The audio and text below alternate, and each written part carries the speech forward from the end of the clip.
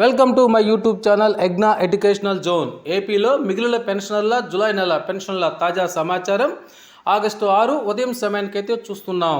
పెన్షన్లు ఆగడానికి అసలు కారణం ఇదేనా?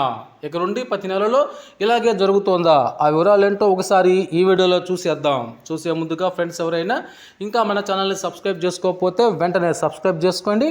అదేవిధంగా వీడియో మీకు నచ్చినట్లయితే ఒక లైక్ చేసి మన ఛానల్ని సపోర్ట్ చేస్తారని ఆశిస్తూ ఇక విషయానికి వచ్చినట్లయితే due to vote on account budget upload activity as per GOMS number 73 July 31 finance department. The CFMS services are unavailable from August 1st to August 5th. So ఈ విధంగా ఆగస్టు 1వ తారీఖు నుంచే ఈ యొక్క CFMS సెలవులు అనేటువంటివి అందుబాటులో ఉండకుండా ఉండాలి వాస్తవంగా అయితే.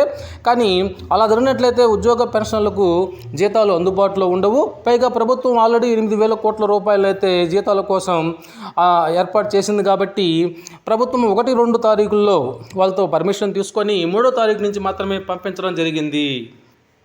అందువల్ల 1-2 తారీఖుల్లో మ్యాక్సిమం ఉద్యోగులందరికీ జీతాలు జమ అయ్యాయి. పెన్షన్లకు వచ్చేసి ఒక 70% జమ అయింది. మిగతా 30% ముఖ్యంగా రాయలసీమలోని అన్ని జిల్లాలు, మిగతా అక్కడక్కడ కొంతమంది పెన్షన్లకైతే పెన్షన్లు జమ కాలేదు. దీనివల్ల పెన్షన్లు చాలా ఇబ్బంది పడుతున్నారు. ప్రతి ఒక్కరితోటి మీకు పెన్షన్ జమ అయిందా, మీకు పెన్షన్ జమ అయిందని చెప్పేసి అడిగి తెలుసుకోవాల్సినటువంటి పరిస్థితి ఏర్పడుతూ ఉంది. కాబట్టి ఇక నుంచి అయినా సరే పెన్షనర్లకి 1వ తారీఖున కనీసం 2వ తారీఖునైనా పెన్షన్లు జమ చేసి తర్వాత ఉద్యోగులకి జమ చేయాలని చెప్పేసి అందరూ కోరుకుంటున్నారు.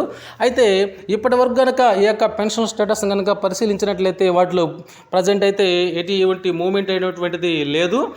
బహుశా ఈరోజు పెన్షన్ బిల్లుల్లో కదలిక వచ్చి సాయంత్రం లోపు అయితే ఈ పెన్షన్లు అనేటువంటివి వారి ఖాతాల్లో జమ అయ్యేటువంటి అవకాశాలు కనిపిస్తూ ఉన్నాయి. కాబట్టి దీనికి సంబంధించినటువంటి సమాచారం అయితే చాలామంది మిత్రులు అడుగుతూ ఉన్నారు ఎందువల్ల ఇలా జరిగిందని. సో కేవలం vote on account budget upload activity కారణంగా మాత్రమే ఈ విధంగా జరిగిందని అనేటువంటి విషయం అయితే మనకి తెలుస్తోంది. అయితే ఇక నుంచి ప్రతి నెలలో కూడా 1-2 తారీఖులోనే జీతాలు జమ అవుతాయని ఆశించవచ్చు మిత్రులారా.